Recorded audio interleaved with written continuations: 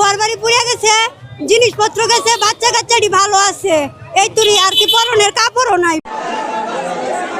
রাজধানীর করাইল বস্তিতে অগ্নিকাণ্ডে ক্ষতিগ্রস্ত পরিবারের মাঝে ত্রাণ সামগ্রী বিতরণ করেছে দুর্যোগ ব্যবস্থাপনা অধিদপ্তর।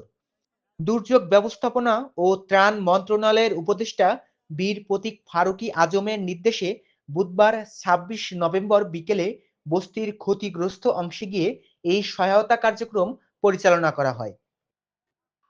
এ সময় আগুনে ঘরবাড়ি ও সহায় সম্বল হারানো শতাধিক পরিবারের হাতে চাল, ডাল, তেল, শুকনা খাবার, কম্বল, পানি, শিশু খাদ্য এবং নগদ সহায়তা সহ প্রাথমিক ত্রাণ সামগ্রী তুলে দেওয়া হয়।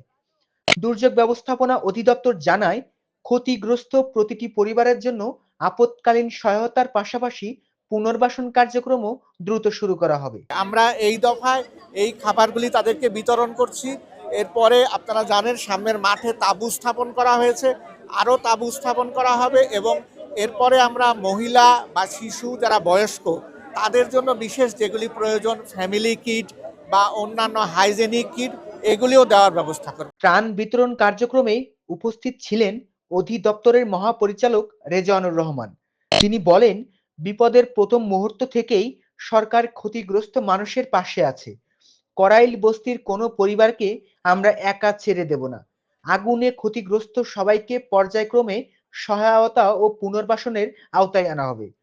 এ সময় অধিদপ্তরের পরিচালক, উপপরিচালক সহ অন্যান্য ঊর্ধ্বতন কর্মকর্তারাও উপস্থিত ছিলেন। হলুদ গুঁড়া, ধনিয়া গুঁড়া এরকম 8টি আইটেম রয়েছে, প্রায় 14.5 কেজির একটা প্যাকেজ। আমরা তাদের শীতের কথা চিন্তা করে কম্বল দেওয়া হচ্ছে, ওনাদেরকে মশারি দেওয়া হচ্ছে।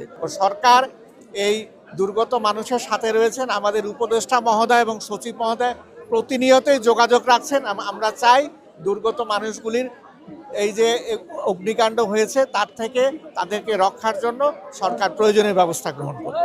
স্থানীয় বাসিন্দা ও ক্ষতিগ্রস্ত পরিবারগুলো দ্রুত সহায়তা পৌঁছানোর জন্য দুর্যোগ ব্যবস্থাপনা অধিদপ্তর ও সরকারের প্রতি কৃতজ্ঞতা প্রকাশ করেন।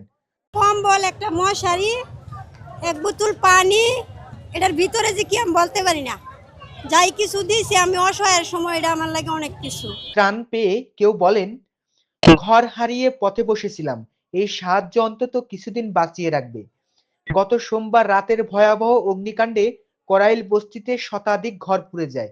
এতে কয়েক হাজার বাসিন্দা সাময়িকভাবে মানবতর জীবনযাপন করছেন। আমার ঘর এক আছিল, ফ্যান টুন যা আছে কিছুই বাই করা হয়নি, খালি গেঞ্জি স্যান্ডেল গেঞ্জি নিয়ে বাড়ি হয়েছি।